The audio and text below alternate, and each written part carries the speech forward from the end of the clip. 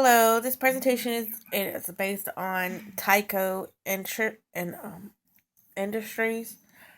I will be presenting the scandal in Tyco and how it happened. If you have any questions, please save them till the end. Basically, Tyco was founded in 1960.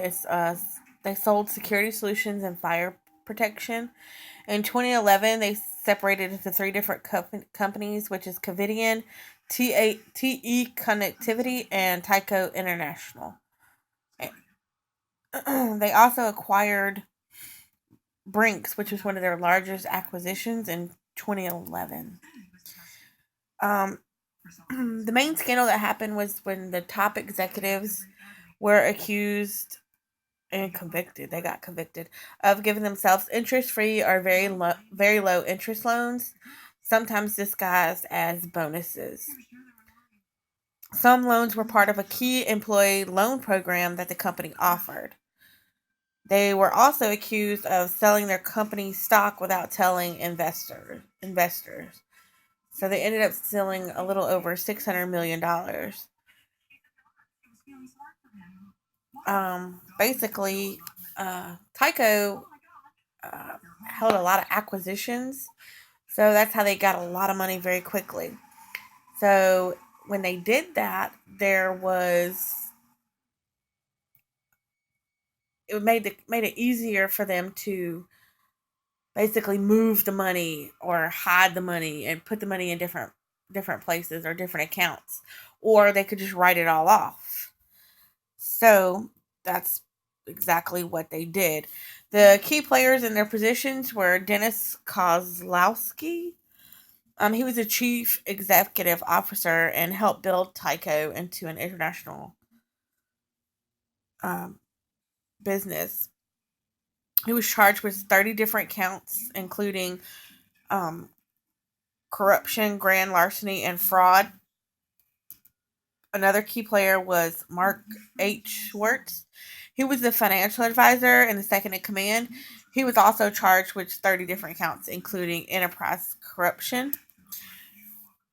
There was also Mark Belnick, who was the former general counsel, and he was charged with falsifying company records to conceal $14 million in improper loans to himself. He was released on $1 million bond when he was facing 4 years. The other two went to jail. And the last person was Frank E. Walsh Jr. He pled guilty to securities fraud. He agreed to pay back the $20 million that he spent and pay a $2.5 million fine. So he did not go to jail. The reason how Tyco, the whistleblower in Tyco, it wasn't really necessarily a one person per se.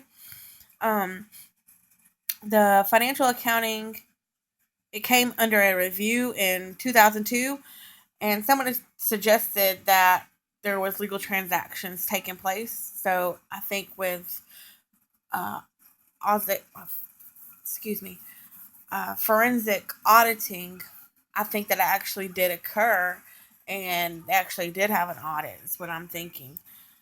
Analysts reported questionable accounting practices, so they basically took a closer look into it and decided that it actually was that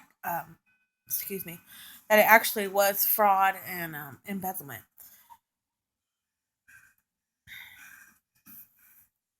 Last but not least, the Sarbanes-Oxley Act of 2002.